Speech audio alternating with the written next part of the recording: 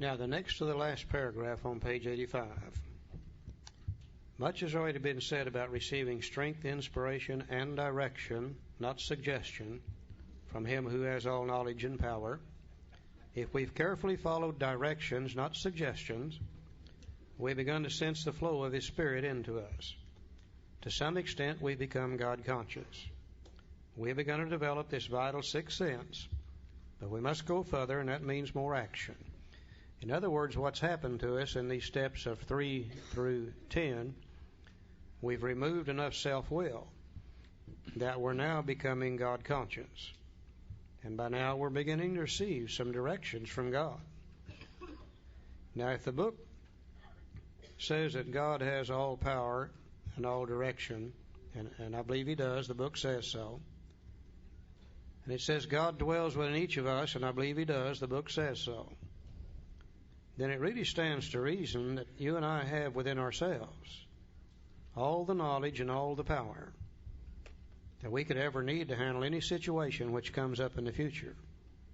It's called a sixth sense of direction. I've got 5 senses. Everything I know on a conscious level, I learn from those. I can see, and I can hear, and I can smell, and I can taste, and I can touch. But what little bit I've learned through my 5 senses of direction is just a small amount of knowledge. But if God has all knowledge and all power, if I can tap into Him, then I can handle any situation in the future with God's help, whatever it might be. It's long been known we do that. You develop the sixth sense of direction through prayer and meditation.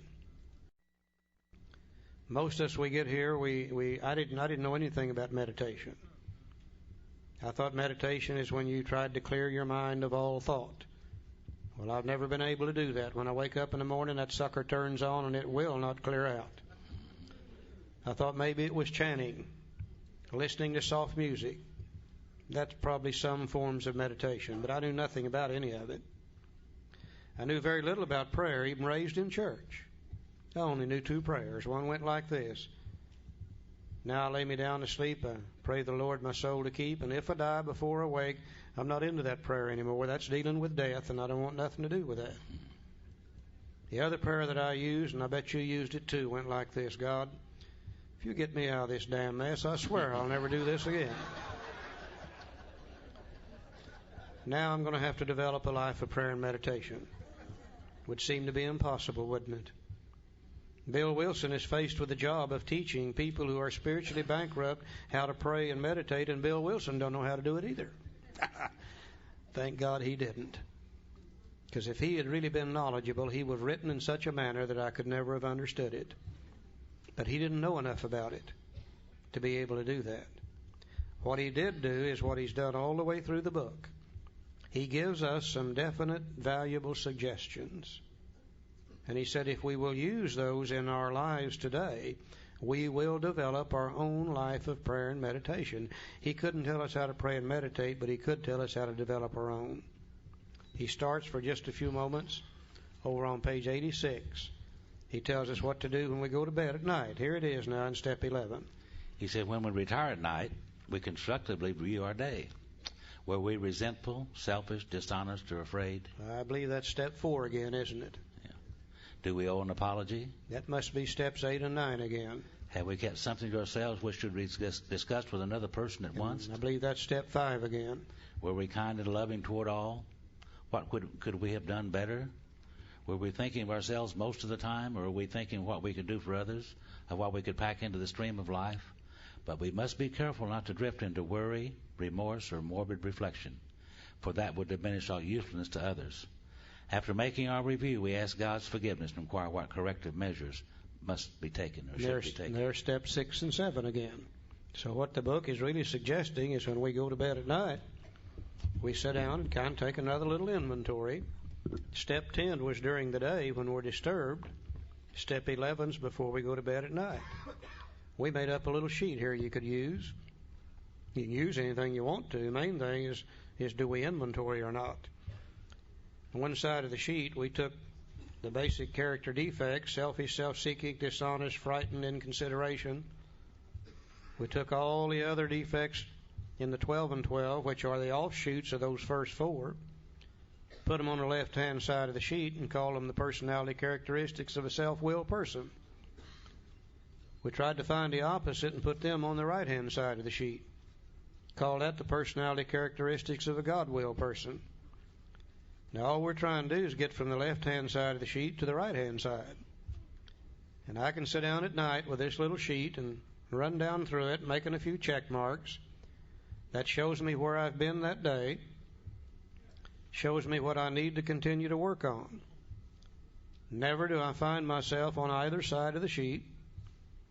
The check marks change locations from time to time, but I'm beginning to notice that I'm marking more of them on the right than I am on the left. And slowly, over a period of time, we continue to become a different human being.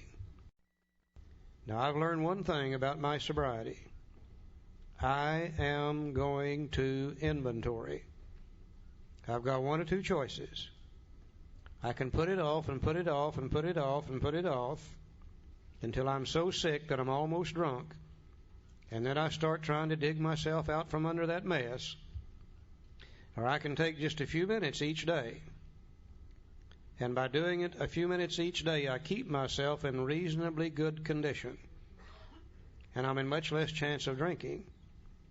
I find that it takes less energy to do it on a daily basis than it does to wait till I'm almost drunk and then start trying to dig myself out from under it.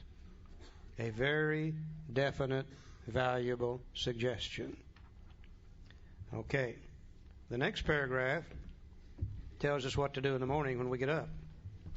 On awakening, let's think about the 24 hours ahead. We consider our plans for the day. Before we begin, we ask God to direct our thinking, especially asking that it be divorced from self-pity, dishonest, or self-seeking motives.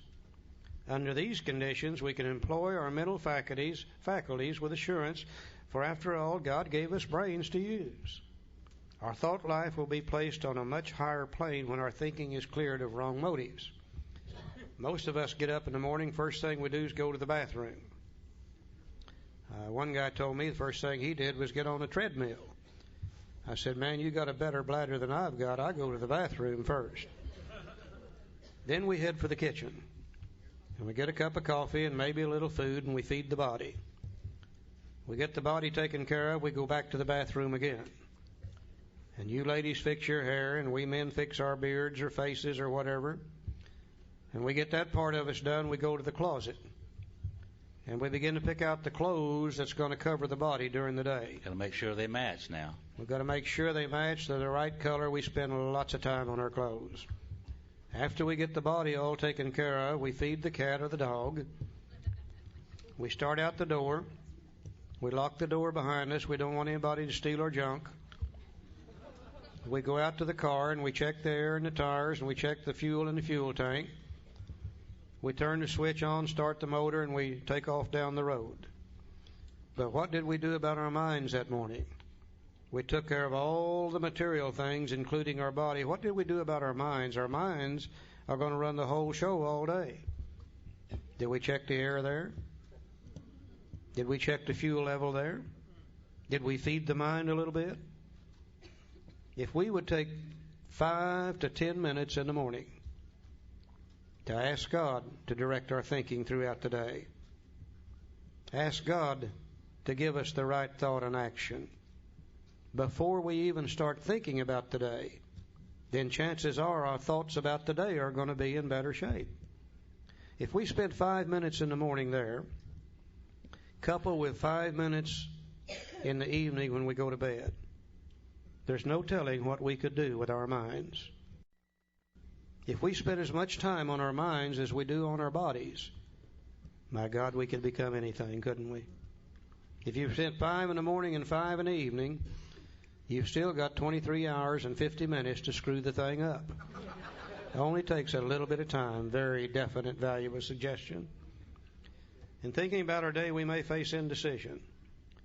We may not be able to determine which course to take. Here we ask God for inspiration, intuitive thought, or a decision. We relax and take it easy. We don't struggle. This is a form of meditation for busy people. We alcoholics don't have time to lay down on the floor and listen to soft music. We don't have time for chanting and all that stuff. We're busy people. Yeah. The book says when you face indecision, you can't decide what to do. Recognize you don't have the answer. Turn to God and ask God for the right thought or decision. Don't struggle, relax, and take it easy. I think what it means is get your mind off on something else. And the way I get my mind off on something else is I go start mowing the grass, painting the house, or washing the dishes. And quite often my mind goes back to that subject and I've got information I didn't have before. It says, why don't you call Bill? Maybe he'll know. And I call Bill and Bill's got the answer. They used to say, wasn't it lucky I called Bill? No. This is a form of tapping into the sixth sense of direction. And if you practice at it, it gets to where it becomes a common thing to do. It's amazing how this stuff works. Very simple suggestions. Page 87, first full paragraph down there toward the middle of the page, tells us how to pray. See, we usually conclude the period of meditation with a prayer that we be shown all through the day what our next step is to be, that we be given whatever we need to take care of such problems. We ask especially for freedom from self-will, and we're careful to make no requests for ourselves only. We may ask for ourselves, however, if others will be helped. We're careful never to pray for our own selfish ends. Many of us have wasted a lot of time doing that, and it doesn't work. You can easily see why. As I said, I used to use God like an errand boy, send him out to get this done, get that done. It didn't work. He never did come back with nothing, you know. But I learned through doing that to start praying only for the knowledge of His will for me and the power to carry that out. And today I can't think of anything that would be better than to have God's will done in my life only.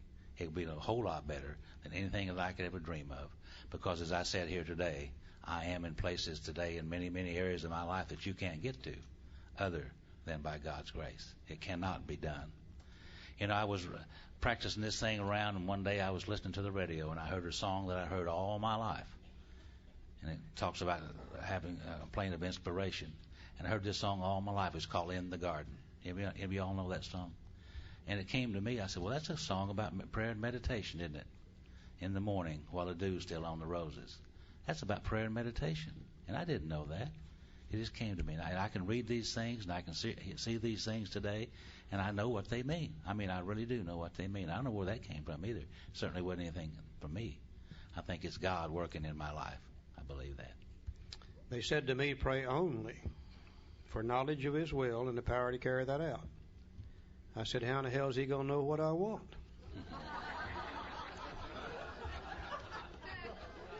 And they said, He don't care what you want. They said He's interested in what you need. And He knows more about what you need than you know yourself. And that's turned out to be exactly true. If I had written a list of things that I thought I needed when I first came to AA, if I'd have said, God, give me these things and I will be satisfied for the rest of my life, I would have cheated myself. God has given me things far, far, far beyond my dreams could possibly be when I first came to AA. Absolutely amazing, the things that take place in our life by simply trying to follow God's will. People who have been self-willed like us, who have literally destroyed ourselves on self-will. We don't need to be telling God what we want. God knows what we need, and if we do His will, He's going to see that we get it.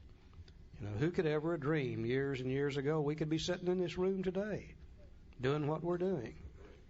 A week ago, we were in Reykjavik, Iceland, a place I'd wanted to visit all my life. And by golly, I got to tour Iceland. Hell, I'm 69 years old now before I got to do it, but I finally got to do it. I couldn't have done that if I'd been drinking. A year or two ago, I got to go through the channel under the English Channel.